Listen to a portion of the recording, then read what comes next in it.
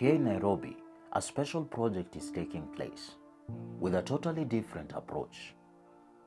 All over the world, research is taking place by academic researchers who want to learn about communities living in informal settlements. Unfortunately, tens of billions of dollars invested in this research is lost every year due to extractive research practices. In the end, no one in the community really benefits. But we believe that research is wasted unless it empowers. That's why we have a totally different disruptive approach to aid and research. With our impact-driven research, we want to really change the way researchers work, and hopefully others can learn from our approach and use it to their benefit.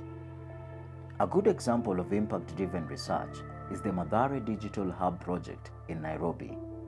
In this informal settlement with about 400,000 residents. Nairobi is home to over 100 informal settlements and has experienced a rising number of research with poor practices failing to catalyze social transformation. So, it was time to make a change and ask for help from inside the community. Meet Julia Washera. She's a researcher at the settlement. Habari yako Julia, can you tell us a bit about yourself and the project? Mimi ni mzaliwa wa hapa Mathare. Nimeishi zaidi ya miaka 30 na support NCBU ambayo inaitwa Ghetto Foundation, na pia mimi ni mwana muungano wa hapa Mathare. Kwa hii project ambayo ililetwa through Nuvoni, role yangu ilikuwa research assistant. Ilikuwa ni mimi ndio nilikuwa natambua wale watu ambao tutaweza kuwafikia na tuweze kuwahoji ili waweze kutoa maoni yao. Hii project ya Digital Hub kwangu na feel ni important because saa hii kila kitu imekuwa digitalized. Na ukiangalia wale watu ambao wanaishi katika mtaa wa Mathare, wengine hawana access ya hizi vitu, kupata wifi ni ngumu ama pia unapata ni expensive. So hii project ya kuleta Digital Hub karibu na sisi inasaidia sana kwa hii jamii yetu ya Mathare. Based on co-creation workshops with community members and local stakeholders, a proposal materialized to develop models of digital hubs focusing on livelihood development, specifically employment creation. Joshua, you are also a researcher working on this project. Why is the project important to you and how do you feel being associated with it? As a youth from Mathare, basically born and raised in Mathare, so this project was important because during the interviews, most of the youth cried about the connectivity of the internet in our community. That most youth cried that the cyber that we have does not fit or does not give them the required services that they want. So me as a youth, I feel that it was important for me and my fellow youth so that this project can be implemented in our community so that it can decrease the problems that we have digitally in our community so that we can be able to empower many youth, me being part of it, so that our community can be changed digitally as compared to other years. As you can see, several activities were planned for this project, from field data collection, workshops with community members, to co-creation and the realization of a digital learning center. By maximizing urban knowledge and exchange, and connecting local and international expertise, and structuring cross-city learning, we can have far more impact on societies. Tobias, can you tell us why it is important to have the hub in Mathare?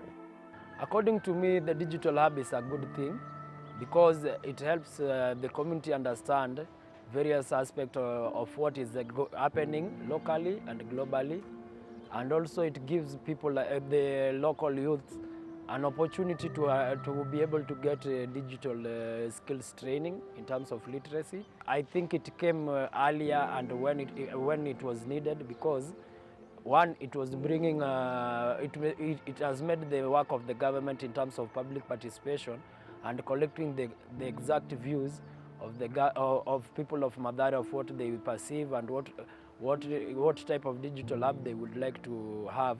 And also it has also helped us understand where the government internet lines are especially on the Thika Road, that where the digital internet lines have passed through. From this and other projects, we collected valuable learnings we'd like to share with you. Community researchers are community members. The community researchers should be involved from the research design stage, data collection and analysis, dissemination, lobbying, and implementation. Research is wasted when its practices fail to address the needs and aspirations. Participatory methodologies include dialogues, FGDs, workshops, enumerations, participatory mapping and GIS, and narrations.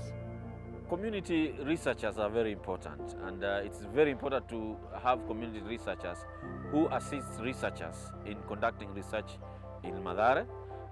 This means that any information that has been or is being taken by researchers remains in Mathare.